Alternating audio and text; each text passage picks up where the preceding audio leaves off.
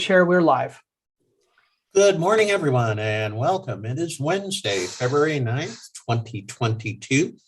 This is the regular weekly meeting of the Lincoln County Board of Commissioners being conducted virtually via Zoom, being streamed live on YouTube, and the recording will be uploaded for later viewing.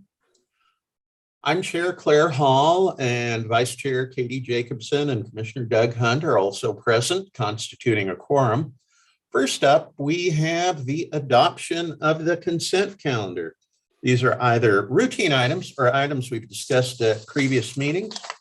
Are there any items on here that either staff or commissioners wish to highlight or wish to remove from the consent agenda? If not, I'd entertain a motion for approval. I'll make a motion that we adopt the consent calendar as it is presented. I'll second it. We have a motion and a second for approval of the consent calendar as presented. Those in favor, please say aye. Aye. Aye. And aye. It passes unanimously. We don't have a public hearing scheduled today. We move on now to our two decision and action items. The first one is a petition to vacate a portion of Avery Street. And just for a very brief update, we have had a two-part public hearing on this petition. Last week, we closed the public record, but we did postpone discussion and decision until this week. Before we go forward, does either Public Works Director Roy Kenyon or Assistant County Counsel Jerry Herbage have any further information for the commissioners, or do the commissioners have any questions for either of these men? This is Roy Kenyon, Public Works Director for Lincoln County. I do not have any additional information for the board, but I would answer any questions that they have. And this is Jerry Herbage, Assistant County Counsel. I have nothing further. I think that the chair really well outlined where we are. The record is closed. This is the time for the board to deliberate towards a decision. When you've completed this process and there's a motion and a second that's approved, whatever you decide, I think that you would need to direct us to prepare the written order, and given where we are now, I think it would be appropriate that that come back on the agenda for approval on February 23rd. Okay. Any questions from the board for staff? No, I have no questions. Okay. And none from you, Commissioner Jacobson? None from me, Okay. thank you. I'm sorry. Then let's open things up for deliberation. Who would like to go first? Well, I'll start, and I will say that, in my 3-ish years on the commission, this is maybe the first vacation we've had that's, I think, been a little harder to sort out. A lot of the other ones we've done, and there's not been that many since I've been here, have been a little more straightforward, I think. And so this one's been a little harder to sort out. And, there's been several kind of approaches and stuff tried here. I do have some mixed feelings about it, but ultimately a decision has to be made.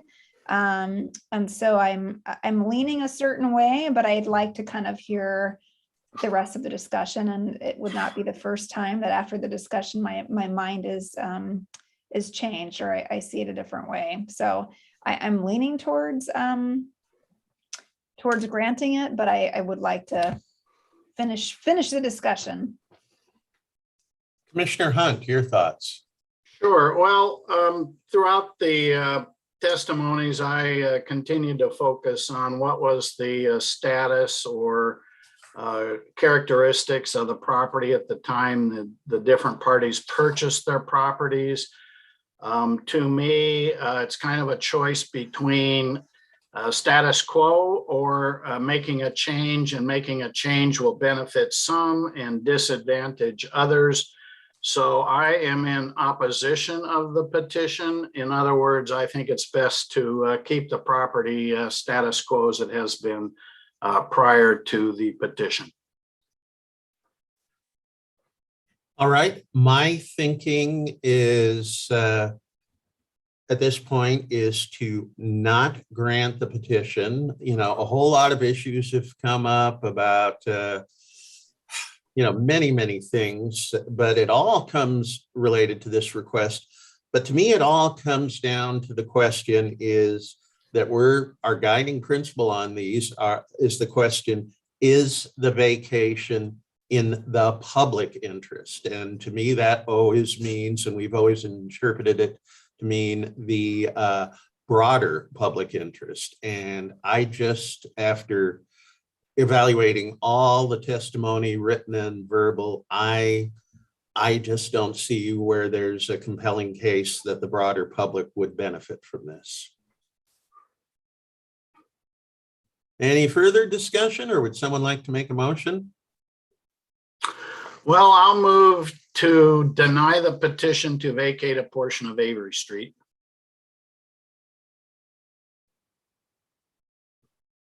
I'll second that motion. Any further discussion? Okay, we'll take a vote now. All those in favor of the motion to deny the petition, please say aye. Aye. Aye. If you're opposed, say no. Nay. Okay, well, thank you all very much.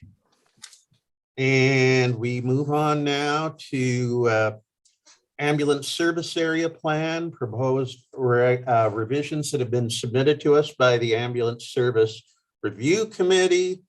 Chair Hall, just Yes. a quick thing. Yes, sir. Is the board in consensus to have an order back to you on the 23rd at your regular meeting at 10 o'clock? Yes, that's suitable to me. That's fine with me too. Yeah, that's fine with me. Thank Okay, you. Thank you very much, commissioners. My apologies for not addressing that issue before I tried to move on. Okay. Again, this is proposed revisions to our ambulance service area plan. Rob Dahlman, Chief of the North Lincoln Fire District, is with us, along with Jenny Damaris, our emergency manager for Lincoln County, who provides staff support for the committee. And Chief Dahlman, are you going to take the lead on this presentation? Sure, I can do that. Get it started here anyway. So you can see up on the screen there that we have was our updated proposal, kind of how we got to where we are. It's been a long road, I say, but COVID interrupted what we were doing, and we definitely, the ASRC committee appreciates the extension that the Board of Commissioners approved last year to get us to where we are. I'm not sure if you have questions about this. I'm not going to go over every detail in the plan and where we got to, but you can see what we did initially is we looked at other plans around the state and how to make sure that our plan came into compliance with the Oregon Health Authority's template and the things that they needed to see on our plan. We updated those, and then we looked at several other plans from around the state, and especially approved plans, and we used that as a template for how we put ours together. We wanted to make ours more user-friendly and get away from areas in which you could basically just click on a link and look into the state's website, or even our own into Lincoln County, to look at different things that would apply to the plan. So the committee was not only just the fire chiefs that you see that were on there, but also both of the ASA providers were a big part of reviewing and putting this together to see where we got. And a few people have changed in there. I mean, you can see a couple of the fire chiefs have since moved on, but the base of the committee stayed together and worked really hard on getting the final document that you have, which is proposed to you guys. Any questions about kind of where we got and why we're at this point? Questions from commissioners? No questions from me, Chief Dahlman. I feel like you've done a nice job of kind of keeping me updated as you've gone through this process, at least since I've been here. So I know it's been a long process for all of you, and I'm glad to see it, you know, where we're at. Okay. I don't have any questions of Chief Dahlman, but I would be interested in the thoughts of both Emergency Manager Damaris and County Council Yule. So this is Jenny Damaris, Lincoln County Emergency Manager. And one of the things that I would give my input to as being the staff support person for your committee, the ASRC, is that we really worked hard to make the document, as Chief Dahlman indicated, user-friendly. One of the points that we had from the ASA providers was ease of use, being able to find the information they're looking for, and really having a detailed reference as to what their actual responsibilities are. And what you have before you is the base plan. And we worked really hard to be able to identify the appendices, which are really sort of the job descriptions, the tools, the forms, the other pieces that make up the entirety of your program for that ASA plan. So when it says in the plans, we're going to do this or this, we now actually have a document that outlines the process visually and with wording to give that framework, if you will, for them to know exactly what my responsibility is as a support person, the recorder for the committee, the chairperson, the actual public community members that you nominate to have on your committee.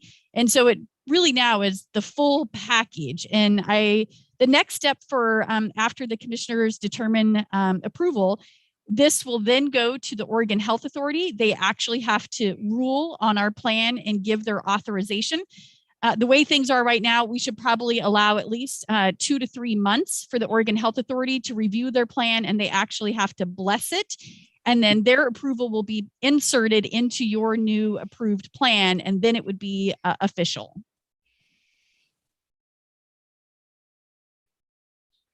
Any comments from County Council Yule?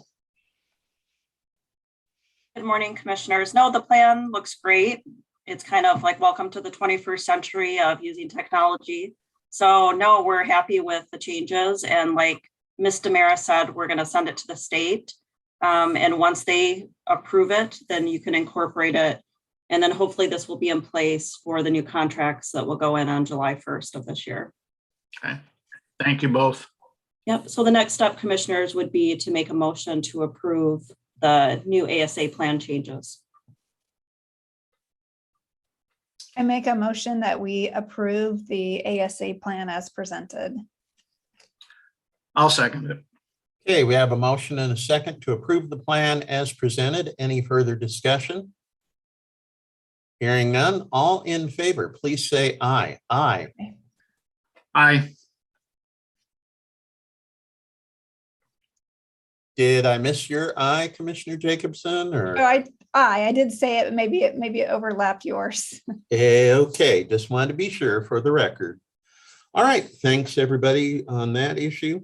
Next, we've got a discussion and information item, repealing Order 6-17190 and endorsing a new updated policy concerning homeless individuals and the procedure for removing homeless individuals from public property. I believe Assistant County Counsel Herbage will be presenting this to us. Thank you, Chair. Yeah, this is Assistant County Counsel Jerry Herbage, and I appreciate this time to discuss this matter of homeless camping with the board. And as you can see from the agenda, this will be informational today, and I want to share this with the board. I would ask that if the board so desires that this come back on the agenda next week for possible approval. I think this is a good process that the board has endorsed, that frequently matters come before you initially, it's aired out, and then at a subsequent meeting, you make a decision on the matter. So let's talk about what we have here. The Oregon Revised Statutes, Chapter 203, require the board to have policies regarding the removal of homeless persons from public property.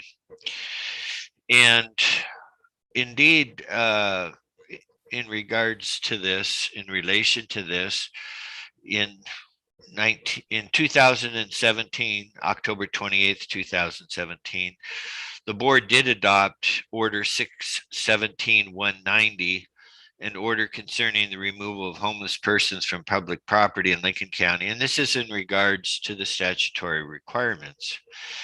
What has happened since in the 2021 Oregon legislature approved House Bill 3124, which amends ORS 203079, which mandates changes in procedures for removing homeless individuals from camping sites on public property. So in other words, what I'm telling you is that you had in 2017 an order based upon the most current law. This was changed in 2021. So there's a need to do something about this. And what I'm recommending to the board is that you repeal the prior order 617-190 and adopt this order. This order consists of what is on the screen here that I'm looking at, which gives the background to this action, and then the attachment, which is the Lexapol policy on homeless persons. Let me tell you that many people in the public here may wonder, what is Lexapol? Because this is a policy that the sheriff adopted some time ago. And what I'm asking the board is in this order, is to endorse that policy. Lexapol is a company, and on their website, they indicate they provide a full library of customizable state-specific law enforcement policies that are updated in response to new state and federal laws and court decisions.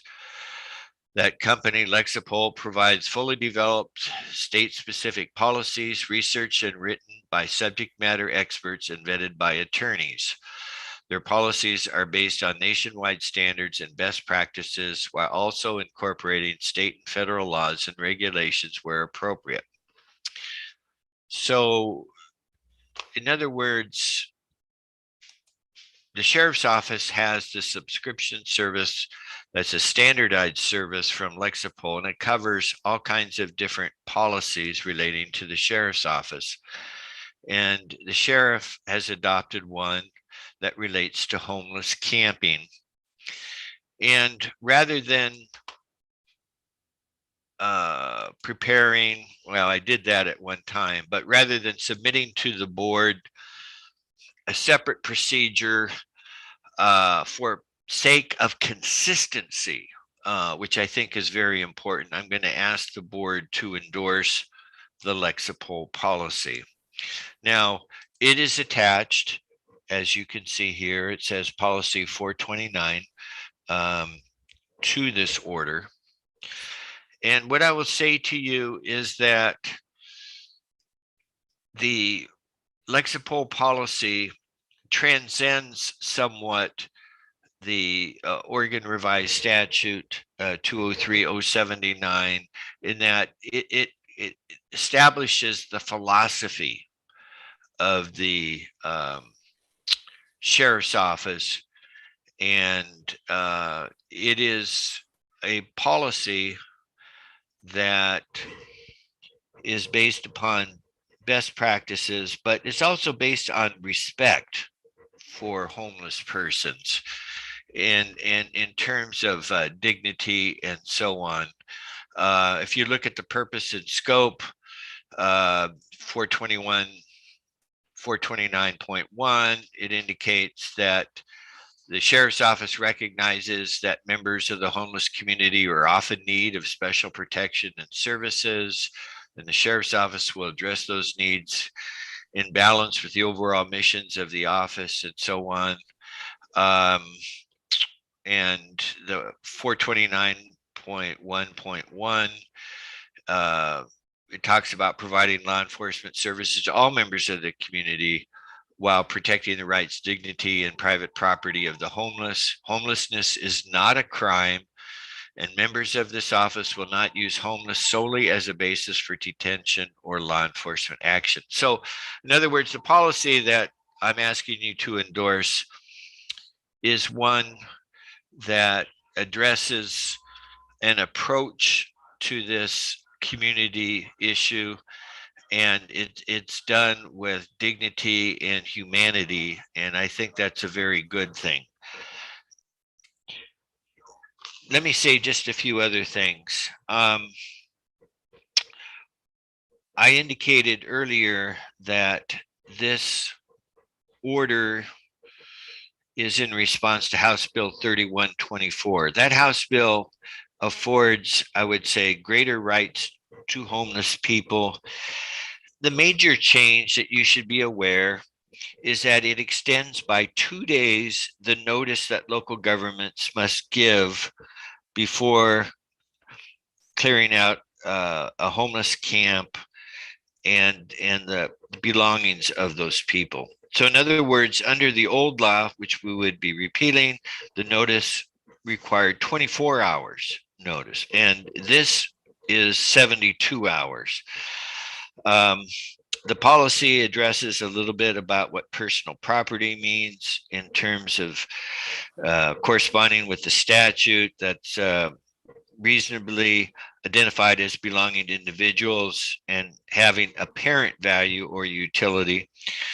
It talks about posting the notice at all entrances to a camp and so on. One nice thing about the policy that is in Lexapol is it indicates that the sheriff's office will designate a liaison to the homeless community. And I think this is a very good move. The section in the Lexapol policy 429.2 indicates the responsibilities of the liaison. And I think that that will help in terms of dealing with issues relating to the homelessness and people. And I think it's just a very good idea. Basically, removal, one thing I would like to add to the board is the removal is going to be that which occurs within the unincorporated area of the county. So cities will have their own process to deal with the homeless within their jurisdictions. I'd be happy to answer any questions, and I appreciate this time with the Board of Commissioners. Questions or comments from my colleagues? I have none. I have several questions. One is, you answered or clarified one of them, but since this is for the unincorporated parts of the county, and my understanding is that cities also would have to be compliant with HB 3124. I guess I just am curious, and maybe this is something we can find out by next week, is where those cities are at in that process. If they've already adopted similar rules to be compliant with HB 3124 or not, because I think having consistency here is important. We obviously need to be compliant with that rule, but I guess I would like to just ensure that with what we're about to adopt and what other cities have adopted or are considering adopting or whatever, has some consistency there. So that's one question. And then my second question is, has the potential liaison to the homeless community been thought about, or, you know, is there somebody that is going to fill that role if this is passed? I asked, I had contact with Sheriff Landers before this, and I've actually discussed this briefly with him. I believe that he is present at this meeting, and perhaps he would like to weigh in on that issue. Sheriff Landers, are you available? Yes, I am. Thank you, Chair Hall and Commissioners. For the record, Curtis Landers, Lincoln County Sheriff. I can touch on two of those questions, but I can't answer the first one specifically. But on the first one with the cities, What I can tell you is that besides the state police, I know that Toledo, Newport, and Lincoln City all also subscribe to Lexapol for their policy management. So there's a very good likelihood that they adopted the same policy, especially since it's specific to Oregon law. I just don't know if their city councils have done the formal process like we're going through here today. As far as the liaison, again, this policy has been into effect for quite a while now, probably since it's passed. It's got to be, we've had that liaison piece in there for longer than we actually had the last section on the public properties. So that liaison's been in there for a few years now. And it's unfortunately, it's kind of transferred. It's been in flux as I describe it now.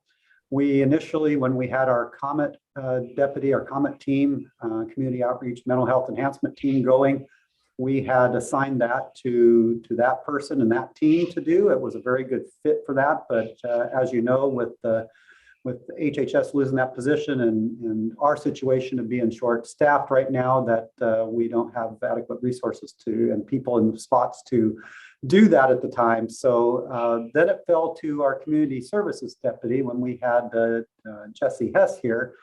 As you know, he left, and then we also, James Hodge has gone on to be patrol deputy, and we have a new person here. So we plan on giving that to our community services deputy, but right now it sits with the patrol commander as the ultimate responsibility, as it's even designated in here, that that person either assigns or takes on the responsibility themselves. So it's not as ideal having that person. Somebody who's probably doesn't have the time and the ability to adequately do everything that's listed on here. But really, when it felt like the COMET or community services deputy, that's a good fit for that to reach out and accomplish these things. But when it was working properly, specifically with COMET, it was doing very well. They were visiting the areas with persons experiencing homelessness and really helping address a lot of their needs. And keeping those lists that are required and helping with just any time that left with the cleanup operations, it was going well. So when we do have somebody in that position, it is very valuable. Yes. Thank you, Sheriff Landers, for that. I know we're short-staffed and we've had several people leave, and the COMET team is not functioning as it once was. So I get that, but I just want to make sure that whoever we assign in a temporary capacity, it's not just a name, that there is some capacity to actually do what's described, that we said we're going to do. So, I understand that, there are staffing issues, but I just feel like we need to make sure that position is not simply a name and that, we do have someone providing those services. I completely agree. So I have a follow-up question, Sheriff. There are two municipalities that do not have law enforcement, Depot Bay and Yachats. You have two communities that contract with the county. How is this policy or how is this approach implemented in those cities that don't have law enforcement? Do we know what they will do or how they will address this issue? So I can tell you the policy that we have for the sheriff's office, we utilize in those areas. I would have to turn it over to Councilor Herbridge on the order that is before you to see how that applies, and if maybe those areas that we provide law enforcement, maybe we need to contact those cities to do something similar. I'll ask for his legal opinion on that. Well, this is Council Herbage again, Assistant Counsel. Just, the basic principle in law is that regarding police power matters. And so this is that the county's powers in unincorporated areas. And the exception to that is with agreement with the cities. So in those areas that don't have police, if there's some sort of agreement that we would take care of this, we would do that. And so that's where it's at. But to our knowledge at this time, those agreements are not in place or being discussed. I don't know that. And I think that we could follow up on that. Okay, thank you. Yeah, I would just second what Commissioner Hunt said, and that I think we should follow up with those cities. We have contractual services on to do law enforcement and, understand if what we adopt is good enough. It sounds like it's not. And if so, I think they need to be adopting those again, because that kind of comes back to my first point about consistency. So thanks. I'll say, I like this very much in concept. Not only does it address the letter of HB 3124 as adopted by the state legislature, but dignity and humanity, those are words I very much like to hear in addressing folks who are temporarily houseless. Too often, I think, as a society, we treat them, look at them as throwaway people, and they are entitled to every bit as much dignity and humanity as any other citizen. I think some very good points are being raised about policies, the state of things in other communities with law enforcement, as well as our contract community. I think it would be good to bring this back to us after we can get some answers on those questions. Unless I'll ask Assistant Counselor Herbage, is there a particular time or urgency on getting this adopted? Well, I think that's a good question. I think that, sooner rather than later would be good, but understand that our sheriff does have this policy in place. And so he would be following that. And I just want the board to endorse that policy and explain that that's the position of the county. And as you said, I like the policy too, as it talks about dignity and humanity and so on, sort of transcends somewhat the exact wording of the statute, but it gets into, I think, the intent of the statute. And so why don't I work with the sheriff a little bit, and we'll we will address the questions that you've raised, and when that's squared away, we'll bring this back for the agenda. That's good for me. Huh? If I may, Chair Hall. I certainly support this policy. I think it's one that, frankly, we should endorse and embrace.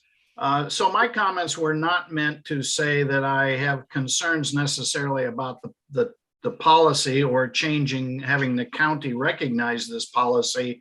It really wasn't an effort to say, how can we broaden the impact? Because I think the policy is very favorable and very positive. Yeah, and same with Commissioner Hunt. I think it is good policy, and that was kind of my point with consistency. Is I think this is good policy, and I hope everyone else has this as well. So I think if we could just get some clarity on that and making sure where we do contractual services for law enforcement that they have it too, that would be helpful. But I'm certainly in support of it. The last comment I'd make is it may take some time to get some of those other municipalities aligned or law enforcement agencies aligned. And I think we need to be leaders. And, I support this, and I'd support passage, and recognize that it may take time to get other agencies aligned. Well, it sounds like we're all on the same page on this. So staff and sheriff, I hope we've given you some direction, and we'll look forward to having this brought back at a future meeting, hopefully sooner rather than later. Is that good with everybody? Yeah, I would say sooner. Yeah, that's what I said, sooner rather than later. I would agree. Thanks. Okay, thank you all. We now move on to our reports. And first, we've got our weekly COVID and vaccination update from Florence Portal, our County Public Health Director. Florence? Good morning, commissioners and everyone. Okay, you can move to the next slide, you see. Oh, thank you. So I think the main piece of information that I wanted to put out there today is that so the mask mandate rule in Oregon was made permanent last week and will be lifted for the general population no later than March 31st of 2022. The decision to lift the mask mandate will be made, from what I understand, based on hospitalization data. And I think the goal is for us to see hospitalization come back down to a level of pre-Omicron surge, which was about 400 hospitalization per day. So if we make that mark prior to March 31st, then the mandate will be lifted. If we do not, this will be lifted on March 31st at the latest. There is also a conversation about lifting mask mandates in the school setting. This date has been set to March 31st. There's still some conversations to be had between the Lincoln County School District and our local public health authority as to how we think we want to approach this possibility. So more to come on this. You know, the other piece of information, so I'm going to pause this and see if there are any comments or questions on this big announcement. Questions from my colleagues? Yeah, I do have a question. So I saw the document that OHA put out, and something I'm getting back from the public that I don't know where it came from. Oh, I think sorry, you muted muted myself there. So something I read the document that came out from OHA, but something that the public seems to be thinking or understanding, I'm not sure where it came from, is that, you know, there is certain requirements that each county has to meet in order to have that lifted. And so that it's not a general lift on March 31st, but sort of a metrics-based lift. And I can't find anything that really says that. So thank you for this question. I believe that the only metric that we're talking about is the hospitalization metrics. At least this is my understanding. Meaning that when we get to 400 hospitalization a day statewide, the mask mandate will be lifted. That's the way I interpreted that as well when I read it. But, and again, I don't know where this information has come from because I couldn't find it, but there seems to be some misunderstanding from the public that, you know, kind of similar to when we were first in COVID, where there was like phases and we had to meet certain county things to be in certain phases. Like, I think there's something swirling out in the public that, you know, there's county criteria. And so thank you for being clear that, you know, that's not your understanding either. And that as long as the state metric is made, that lifts for everybody in the state. Yes, this is my understanding. And obviously, as soon as I have more information or different information, I'll be sure to bring it forward. So again, I guess just to be clear, the mask mandate will be lifted. The mask mandate, of course, would be, could be, has been different for outside versus inside. And again, I'll recognize there's a nuance relative to the schools, but in effect, the requirement for masks, whether you're inside or outside, will go away no later than March 31st, 2022. That is correct. So one thing that I want to add is that there are a few exceptions to this rule. Healthcare settings and I'm not sure about the educators, like the adult educators yet, but I'm for sure that the healthcare setting is not going to be asked to lift the mask mandate. Thank you. Any other questions?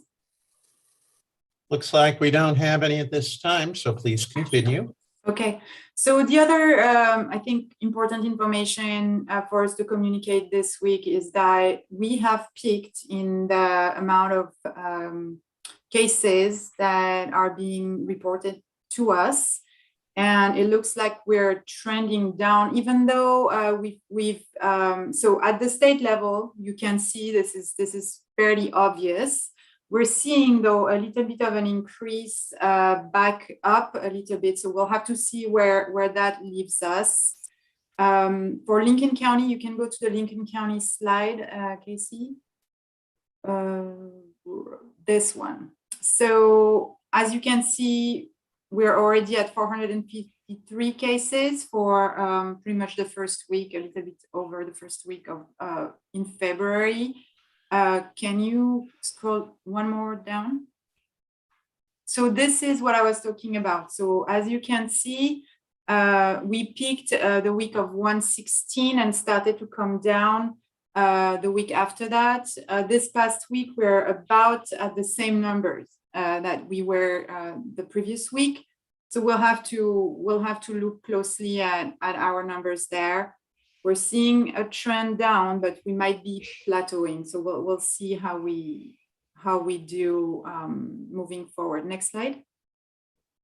So this is our comparison of monthly cases by year reported. As you can see, 2022 is in yellow. We're still way over where we were in 2020 and 2021. Next slide. Well, actually go back to the hospitalizations, please. It's up a few. One more? Yeah, perfect. So this is the overall hospitalization data for Oregon. And so the good news is, there are a few good news. One is that, I don't know if you remember, but there had been a few modelings that had been done by the Oregon Health and Science University when we were in the middle of the surge, and they were really expecting a peak of hospitalization around 1,600 hospitalization a day. It looks like we did not meet the peak that we met with Delta, which is really good. So with Delta, we were almost at 1,200 hospitalization a day. And it looks like with Omicron, we're in between 1,100 and 1,200 a day. So that's great. And as you can see, the trend is starting to come down. So hopefully we're gonna see that trend continue on and get to those 400 or less hospitalization daily. Next slide. So locally, so this is the data for North Lincoln Hospital. You know, in early this month, North Lincoln had quite a few patients hospitalized with COVID, and it has trended down, and they do not have any patients, at least as of the last data I had was as of Monday. So this is good news. Next slide. And for PCH, so the trend is a little bit upwards. At some point, they had up to 4 COVID patients in the hospital with 1 person on ventilator. So I haven't had the data yet. And for yesterday and this morning. So I'll be sure to update this graph as soon as I get it. But, you know, the good news on the hospital front for our community is that they were able to receive a part of the workforce that they had requested from the Oregon Health Authority, which is really good news. And even though they were having difficulties staffing their non-clinical positions, at least the clinical positions have been staffed in part. So, I think they're a tremendous team of people who are full of innovative and creative ideas to ensure that their operations keep on running as smoothly as they can. You can go, Casey, to the, I'm going to reorganize these slides, I promise. You can go to the vaccination. Okay, great. So vaccinations, we're plugging along. We could definitely do a better job on getting updated with a booster dose of the vaccines. But, as you can see in the next slide, we have a very good presence in the county throughout. Those are the clinics that we have upcoming for February. As you can see, we are also working with the school district to really bring vaccination back to our younger population. We would love to have a little bit more participation from the elementary school setting, and we're working on this with our colleagues. Overall, I think we're doing about between 700 and 800 vaccination a week, which is, it's good. And yeah, that's pretty much where we're at. We're holding steady. We're having a radio campaign that's going to start, I believe, next Monday, talking about, why it might make sense to either get vaccinated or get up to date on the vaccination series. So we're looking forward to this. I hope you received your mailer in the mail, encouraging everyone and trying to really provide information to people as to why it is a good protective measure to get vaccinated. Thank you, Casey, for this. We're also updating our website, hopefully to make it easier to navigate, to limit the amount of information we're providing, because I think we came to a point where there was too much information on this website, and not all of it was current information. So the team has been working on trying to cleaning this up a little bit. The button system, I think, is a little bit more user-friendly for navigation. And so this is the landing page for COVID. And then at the end of the Board of Commissioners meeting, Casey puts the presentation on the website as well. So it is available for people to view at their convenience.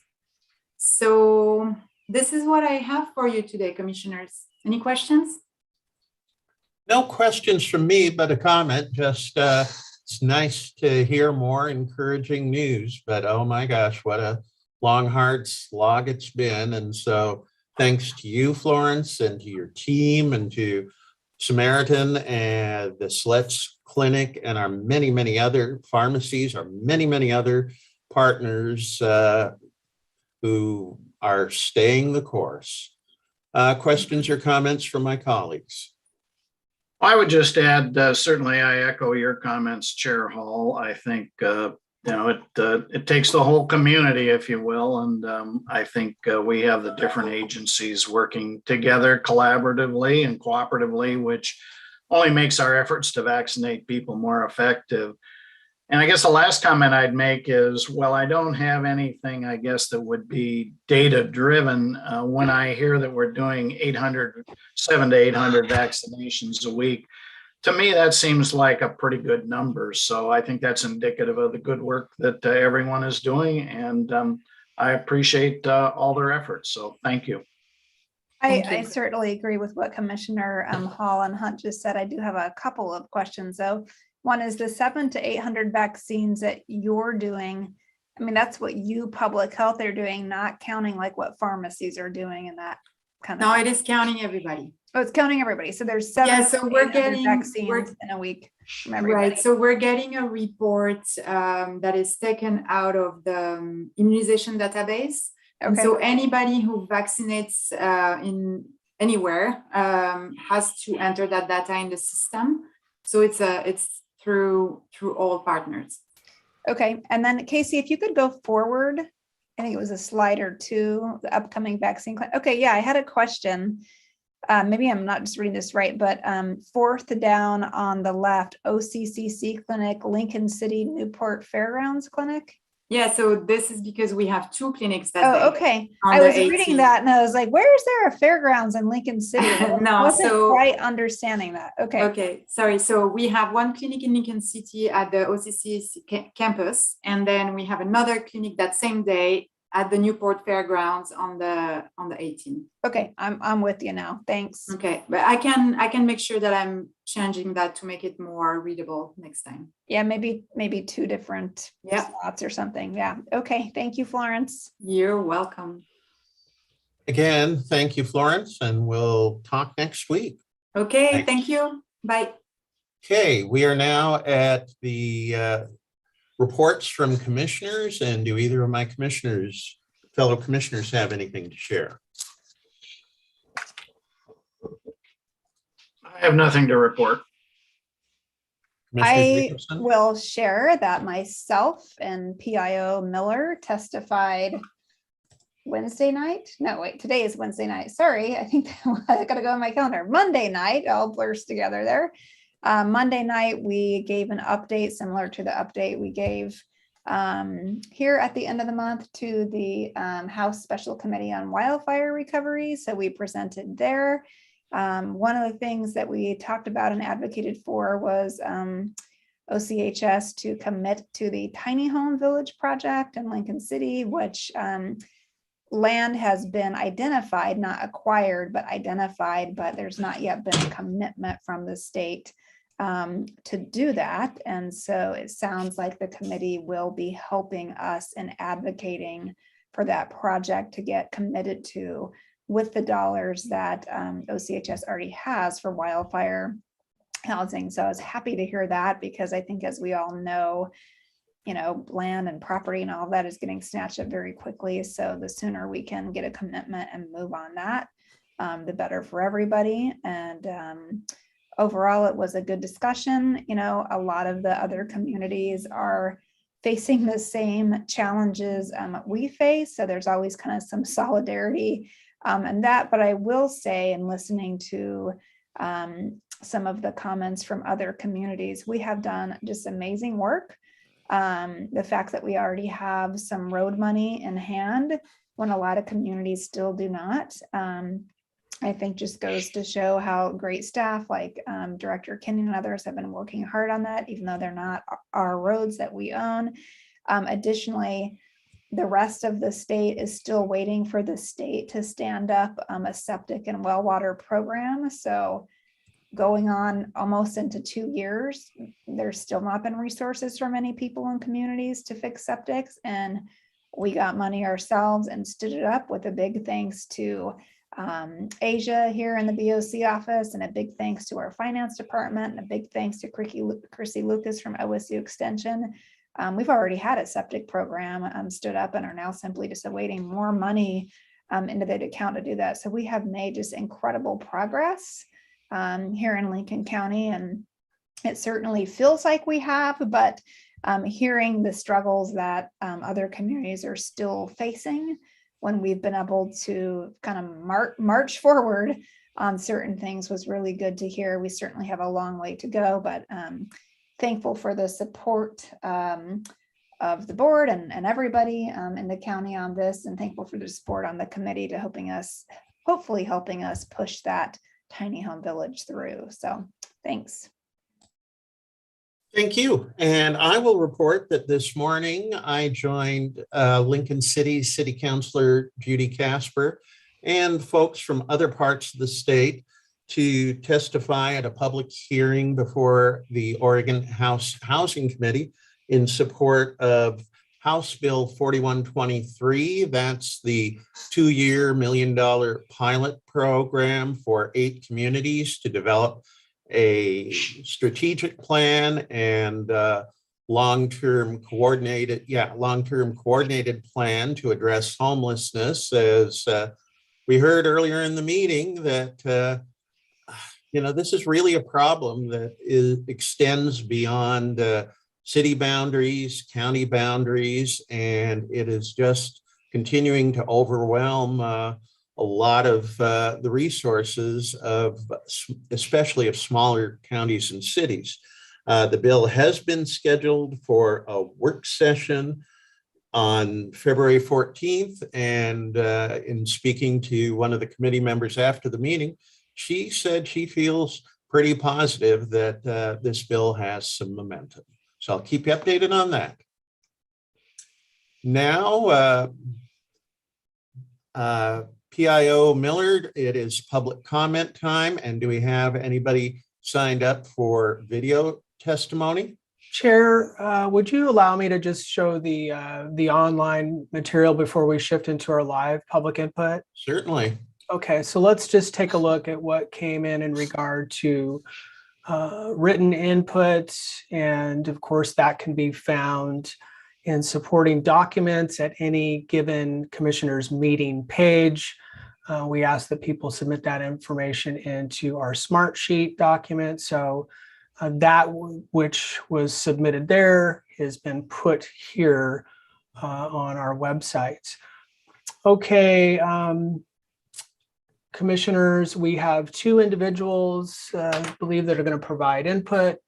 Maybe we can start with the first person to sign up, Martin Desmond. Got my timer here. And Martin, Okay. you should be able to be unmuted now. Okay, and we should also just remind the 2 people who are signed up for today and future meetings, our time guideline is 3 minutes per individual. So Martin, are you online? Yes, Chair Hall, Commissioners Hunt and Jacobson. My name is Martin Desmond. I live at 923 Southeast Bay Boulevard, and I'm here representing Citizens for a Better Lincoln County. Casey, I just have a real quick question. Is one of my other partners in crime, Bill Kucha, is he in the queue? He sure is. Okay, great. Okay. I want to thank each of the commissioners for meeting with us individually over the past month about our request for climate straw vote, which the way the question is currently worded is, should Lincoln County residents and businesses adopt a voluntary goal to become carbon neutral by 2035? And we've also been presenting to a number of the city councils around the county. I testified before the Toledo City Council and the Lincoln City Council. June O'Connor and Joanne Savar testified before the Walport City Council. And then June, Joanne and I also testified before the Yachad City Council. And, as you're aware, the Yachad City Council passed a motion to write a letter in support of our request that this be placed on, the November ballot. And I just want to emphasize, when we're going around to the different city councils, what we're asking is not that they take a position on the actual measure itself, but just simply ask that this be placed on the November ballot. And Bill will talk about our joint presentation to the Newport City Council, so I'll leave that up to Bill. And then I'll just sort of follow up that we've been talking with some of the individual councilors at Walport, Toledo, and Lincoln City. I'm not going to out any of them, but they're going to be bringing motions before their councils in the next couple of weeks. And so I'm just here to ask just a specific question, and that's following up with our June 31st letter. And that's if the county commissioners could set a time at one of your public meetings to discuss this issue publicly. So that concludes my testimony, and thank you. Thank you, Mr. Desmond. And Casey, is Mr. Kucha online?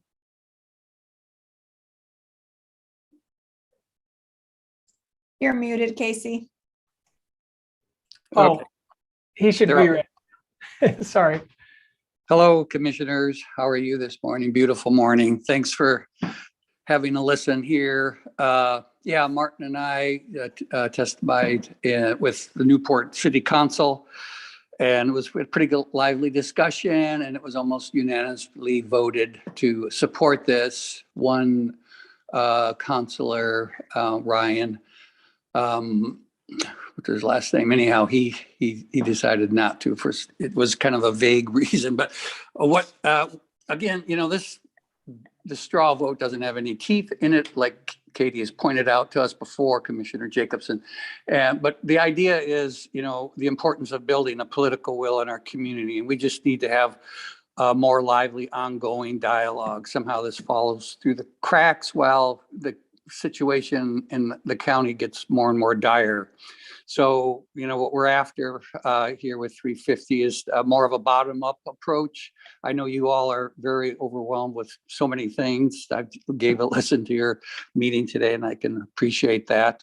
So we're hoping to find human resources in our community to help. I think a big thing is going to be educating the folks about, what needs to be done, how it's going to impact them, and their part in this, creating a new story of kind of respecting and honoring our environment and what each of us can do as individuals, as businesses, as governmental bodies. It's a big deal. And we want to be working on this. And we want to get the community involved and help to develop a climate action plan. And then the big challenge, of course, is going to be to implement. And I think the more people we have aware of what's going on, the better. I see this as a, county-wide project for really all our citizens and everybody. It's all hands on deck as far as I can say. So I hope this is going to be something you'll be willing to do so we can get a kind of a reading on, where the public is and how much we've been doing lots of outreach and lots of educational programs, and we plan to do certainly a lot more. And we're hoping that this straw vote will give us a reading on that. So thanks for your time. And I look forward to working with you all on this. That's all I have to say. Thank you for your input. Casey, do we have anybody else signed up for public testimony? Commissioners, it looks like that is it. Those two individuals, we got through the written input. So I think we've accomplished that portion of the agenda. Thank you. Thank you. So unless we have anything else we need to deal with for the good of the order, we'll let people know that on Monday morning, February 14th, Valentine's Day and Oregon's birthday, we will have an office staff meeting at 9 a.m. conducted virtually. And then the next public meeting of the Board of Commissioners, 10 o'clock next Wednesday, February 16th, and that's conducted virtually as well. And at this point, I think it's time we will adjourn the meeting and see you all next time, if not sooner.